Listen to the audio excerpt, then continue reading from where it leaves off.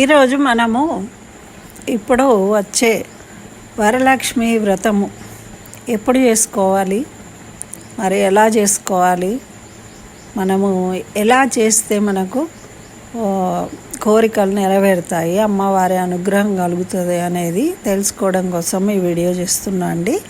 తప్పకుండా అందరు చూడండి, లైక్ చేయండి, మరి షేర్ చేయండి. ఎందుకు అనంటే మీరు లైక్ చేస్తేనే ఇంకొకళ్ళు చూస్తారు, వాళ్ళు కూడా తెలుసుకుంటారు. అంటే మనము అనుకోకుండా తెలియకుండానే మనం కొన్ని తప్పులు చేస్తూ ఉంటాం. ఆ తప్పులను సరిదిద్దుకునే అవకాశం కలుగుతుంది అన్నమాట. అయితే మనకు ముందుగా వ్రతం ఏ రోజు చేసుకోవాలి అనే కన్ఫ్యూజన్ ఉంది.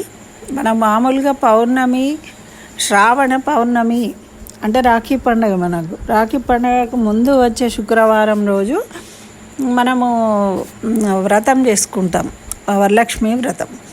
కానీ ఈసారి ఏమైంది అంటే ముందు వారము 2 రోజుల ముందు వచ్చేది శుక్రవారం, కానీ ఈసారి అట్లా రాలేదు. అదే రోజు శుక్రవారం వచ్చింది. కాబట్టి మన తెలుగునాట అదే రోజు వరలక్ష్మి వ్రతం కూడా చేసుకోవాలి అని చెప్తున్నారు పెద్దలు.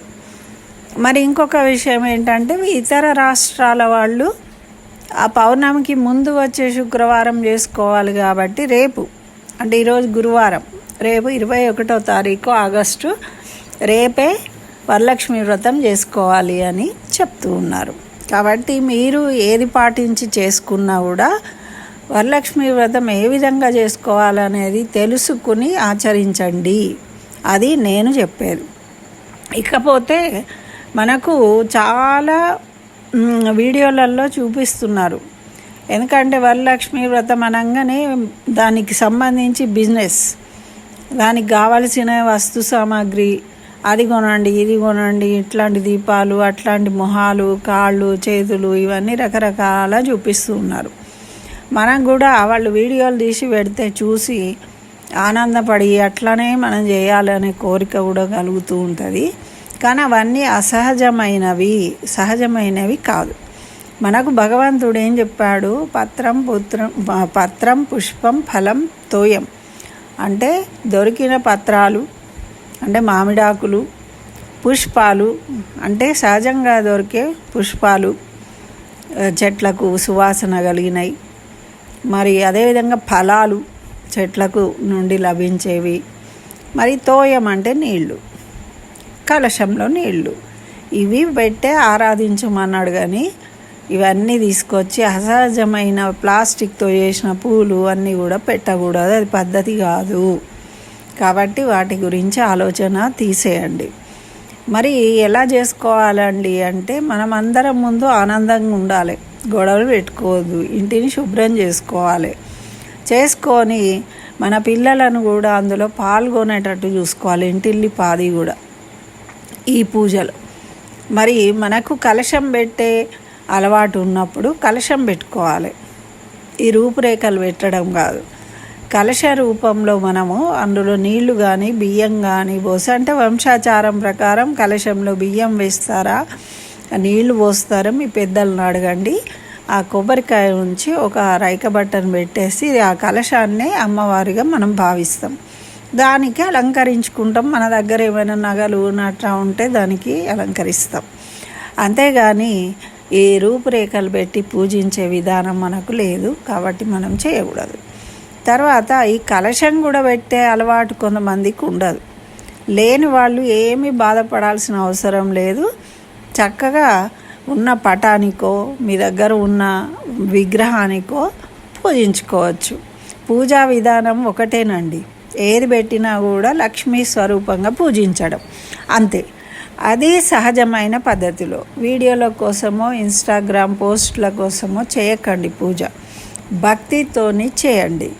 మళ్ళీ ట్రెడిషనల్గా అంటే సాంప్రదాయ దుస్తులను ధరించడము, సాంప్రదాయ వంటకాలను చేసుకొని నివేదించడము, సాంప్రదాయంగా ఆచరించుకోవాలి. వీలైతే బ్రాహ్మణ్ణి పిలిచి చేయించుకొని చక్కగా బ్రాహ్మణ్ణి సత్కరించండి, దక్షిణ సహితంగా. తర్వాత పూజ అంతా అయినాక ముత్తైదువులను గౌరవించండి. ఈ 2 ముఖ్యమైనవి ఈ పూజ చేసిన వాళ్ళు. అయితే మనం బ్రాహ్మడితోని పూజ చేయించుకుంటే సంభావన ఎక్కువ పైసలు ఇవ్వాలి అనుకున్న వాళ్ళు కనీసము బ్రాహ్మడి పూజ అయిపోయినాక బ్రాహ్మడి యొక్క ఆశీర్వాదం తీసుకోండి, దక్షిణ సమర్పించుకొని ఎవరికైనా. అదేవిధంగా ముత్తైదువులకు తాంబూలము, పసుపు, కుంకుమ ఇచ్చి వారి యొక్క ఆశీర్వాదం తీసుకోవాలి. ఇవి రెండు చాలా ముఖ్యం. అయితే అమ్మవారికి ఇష్టమైన ప్రసాదాలు అంటే పాలతో చేసిన ప్రసాదం చాలా ఇష్టం అమ్మవారికి. పాయసం, పరమాన్నం అది ముఖ్యం. తర్వాత మనం పూర్ణం అనేది చేస్తాము. మన ఇంట్లో ఆచారంగా ఏది వస్తుందో దాన్ని చేసి నివేదించడము. ఓ నలుగురికి వీలైతే మన కుటుంబ సభ్యులందరికీ భోజనాలను పెట్టడము.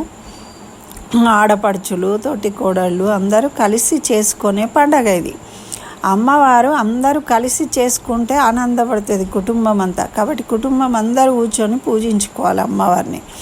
అయితే పిల్లల దగ్గర నుంచి దాంట్లో పార్టిసిపేట్ అయితే రెండు లాభాలు.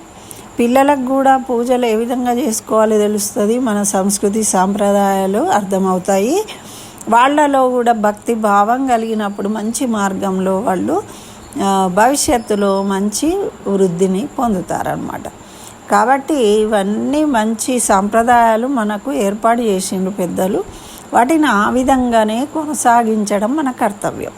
అంతేగాని భేషజాలకు పోయి వాళ్ళని చూసి వీళ్ళని చూసి విచిత్ర రూపంగా మీరు ఎంతన్నా ఇంటిని అలంకరించుకోండి, కానీ ముఖ్యమైన కడప తర్వాత ఇంట్లో దేవుళ్ళ దగ్గర ఇలాంటి అలంకరణ సామాగ్రిని ఎప్పుడు కూడా ఉపయోగించకూడదు.